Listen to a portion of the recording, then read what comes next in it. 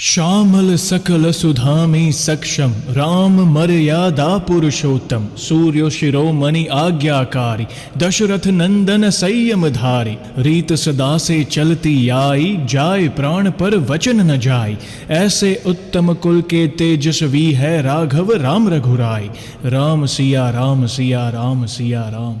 जय श्री राम दोस्तों, कैसे हो आप? हमारी चैनल में आप सभी का स्वागत है। मैं हूं आपका दोस्त जयेश वाघेला, फाउंडर ऑफ धार्मिकस्टोरी.com एंड सीक्रेट मिस्ट्रीज। दोस्तों, हर मर्ज की दवा है हनुमान चालीसा। आज इस अनुभव को देखने के बाद आपको हनुमान चालीसा की शक्ति का अंदाजा लग जाएगा। आखिर क्या हुआ था इस भक्त को और कैसे हनुमान जी ने उनकी रक्षा की, आइए जानते हैं। तो ध्यान से इस वीडियो को देखिए और समझिए। मैं अपना नाम गुप्त रखना चाहता हूँ। मैं दिल्ली के उत्तम नगर का निवासी हूँ। जयेश भाई, कुछ समय पहले आपने मेरा पहला अनुभव शेयर किया था, जिसके लिए आपको बहुत बहुत धन्यवाद। आज मैं अपना दूसरा अनुभव शेयर करना चाहता हूँ। वैसे तो मैं सिख फैमिली से बिलोंग करता हूँ, पर मैं माता रानी और बालाजी महाराज पर काफी विश्वास रखता हूँ। ये बात इस साल के दिवाली के दिन की है। मेरे सामने वाले पड़ोसी है, जिनको मैं चाचू कहता हूँ, उनके 2 लड़के हैं। वो दोनों ही काफी बीमार थे। दोनों को ही तेज बुखार था। डॉक्टर के पास चेकअप कराने के बाद डॉक्टर ने नॉर्मल फीवर बताकर दोनों को दवाई दे दी। 2 दिन के बाद भी हालात में कोई भी सुधार नहीं हुआ, तो फिर से चेकअप कराने गए, तो किसी कारणवश डॉक्टर की अनुपस्थिति की वजह से टेस्ट और चेकअप हो नहीं पाया। फिर अगले ही दिन जब मेरे चाचा जी ने दोनों लड़कों में से जो बड़ा लड़का है, जिसकी उम्र बस 11 साल है, वो अपने पैरों पर खड़ा भी नहीं हो पा रहा था, उसकी हेल्थ क्रिटिकल हो गई थी। उसे हमने तुरंत पास ही के एक प्राइवेट हॉस्पिटल में एडमिट करवाया। डॉक्टर के कहने पर कुछ टेस्ट करवाने के बाद हमें बताया गया कि इसे डेंगू की लास्ट स्टेज है और बताया गया कि इसके पास सिर्फ 72 घंटे ही है। ये सुनकर हम सबके होश उड़ गए। मैंने कभी सोचा नहीं था कि डेंगू की भी कोई लास्ट स्टेज होगी। उस रात उसे 15 बार खून की उल्टियां हुई, जिसको देखकर डॉक्टर ने उसे आईसीयू में शिफ्ट करके उसका ट्रीटमेंट किया और 2 डॉक्टर्स की टीम ने हमें बताया कि इसको हार्ट में भी सूजन आई हुई है, जिसकी वजह से इसका हार्ट बस 25% ही काम कर रहा है। ये सुनकर हम सबके तो पैरों तले जमीन हिल गई कि 11 साल के बच्चे पर इतना कष्ट क्यों। फिर डॉक्टर ने हमें दूसरे हॉस्पिटल रेफर कर दिया। बड़ी ही मुश्किल से हमें वहां पर एडमिशन मिला।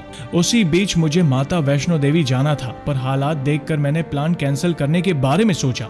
पर घर वालों ने कहा कि अगर हमारे पास 72 घंटे हैं तो क्या हुआ, तू जा और तू इस 72 घंटे के अंदर ही माता के दर्शन करके वहां इसकी अच्छी सेहत के लिए अरदास कर। मैंने ट्रेन पकड़ी और कटरा पहुंचकर मैंने जल्दी से चढ़ाई चालू कर दी और पूरे रास्ते में मन में ही बालाजी महाराज और माता रानी से ये लगातार अरदास करता रहा कि उस बच्चे की लाज रखो प्रभु, उसे लंबी उम्र का वरदान दे दो।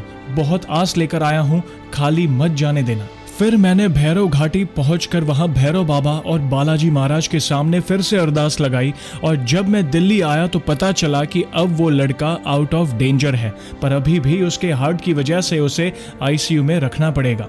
अभी तक उसे 4 दिन हो चुके थे और इन 4 दिनों में उसे बस लिक्विड ही दिया जा रहा था। मैंने उसको जब देखा तो मैंने देखा कि उसके गले के पास एक पाइप डाला है, जो कि सीधा उसके हार्ट से कनेक्ट था। मैंने कभी सोचा नहीं था कि मैं उस 11 साल के बच्चे को कभी इस हालत में देखूंगा।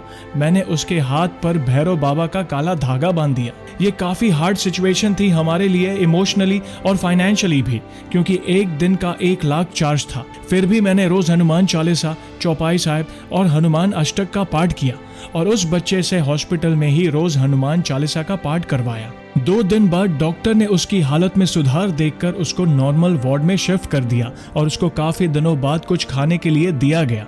डॉक्टर ने हमसे बात करके ये बोला कि ये केस काफी क्रिटिकल था और बच्चा अंडरवेट था। पर यह बात डॉक्टर को भी समझ नहीं आई कि जिस बच्चे ने इतनी बार खून की उल्टियां की, फिर भी उसके प्लेटलेट्स कम क्यों नहीं हुई। ये तो बस बालाजी महाराज की कृपा थी जो कि ये होने नहीं दिया। और डॉक्टर ने यह भी माना कि इसको दवा से ज्यादा दुआ ने बचाया है। अब 4 नवंबर 2022 को उसे वापस घर भेज दिया गया है। अब वो डेंगू से बिल्कुल ठीक है, पर उसके हार्ट का ट्रीटमेंट अब भी जारी है। पर मुझे मेरे बालाजी महाराज पर पूरा विश्वास है कि वो भी ठीक हो जाएगा। आखिर में मैं बस मेरे बालाजी महाराज को धन्यवाद करना चाहूंगा कि उन्होंने हमारी लाज रखी और हमारी की हुई अरदास को सुना भी। तो दोस्तों देखा आपने, एक और असंभव कार्य को संभव किया हमारे बजरंगबली ने। जो भक्त सच्चे दिल से प्रभु की शरण में जाता है और सच्चे दिल से हनुमान चालीसा का पाठ कर प्रभु से मदद की गुहार लगाता है तो प्रभु उसकी सहायता करने आते ही है। तो ऐसे ही है हमारे बजरंगबली। तो दोस्तों कैसी लगी श्री हनुमान जी के चमत्कार से जुड़ी आज की ये वीडियो को लाइक और शेयर जरूर करिएगा ताकि ज्यादा से ज्यादा लोगों तक श्री हनुमान जी की महिमा को हम पहुंचा सके। और जल्द ही एक और सच्ची घटना के साथ हम वापस लौटेंगे। तब तक जय श्री राम, जय हनुमान।